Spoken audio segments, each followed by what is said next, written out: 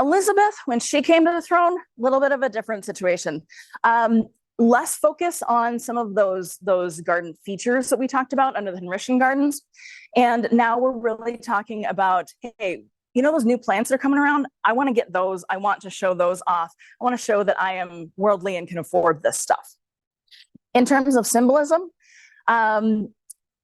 Elizabeth moved away from, you know, some of that heraldic stuff that Henry was really big into, and she started adopting some of the more classical Renaissance influences as well. So like Venus and Diana and all kinds of the pelican, you know, plucking at its own breast to feed its young. Again, that's Elizabeth, you know, feeding her country. So those become more of her symbolism that's chosen. Just to give you an idea, so you know, this page here just shows you, you can imagine with this is just a few of the examples that came in around this time. But with these new plants coming in from around the world, all of a sudden we've got massive of pops of color to get through and to add into those knot gardens. This we don't need to touch on very much, but one thing that really changed in Elizabeth's era, as she was going on those Tudor progresses around the country and staying with her courtiers, she was, by the way, absolutely totally fine with letting them spend their money on, you know, improving their gardens. She didn't feel a whole lot of need to do that. Very different from Henry VIII, who was like, nope, mine are going to be the best and the biggest and everything. She's like, you can spend the money. That's fine. That's fine. So again, Carol Ann covered this earlier. I really don't need to. 1575 Kenilworth Castle. This is a recreation. So this is actually there. You can visit it today.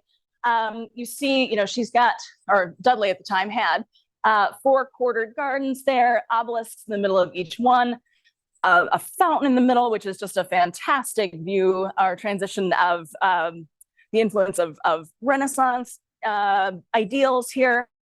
We've got on the base, you know, scenes from a classical Roman play. In the middle, we have these very classical statues. In the top, though, we've still got Leicester's heraldic symbol, that ragged staff. So he can't quite get away from all of that Tudor heraldry quite yet. 2 other very briefly. Cecil, he had a home called Tibbles House, which had just... the privy garden was so private, just, you know, that there wasn't even a description available of it until 1650.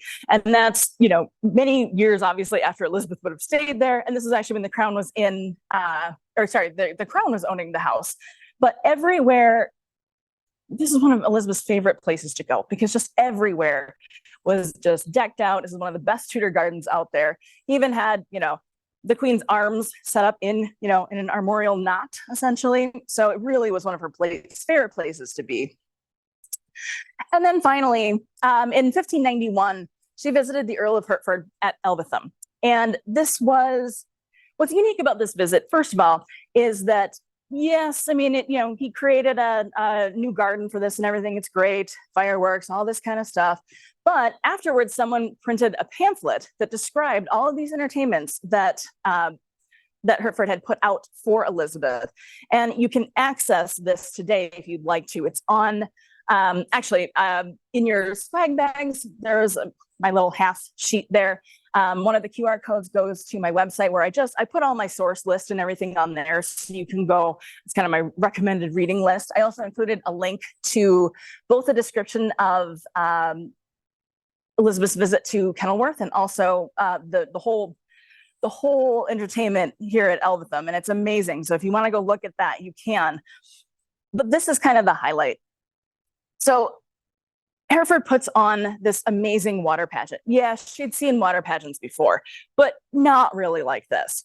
And the amazing thing was, this is a few years just after after the defeat of the Spanish Armada.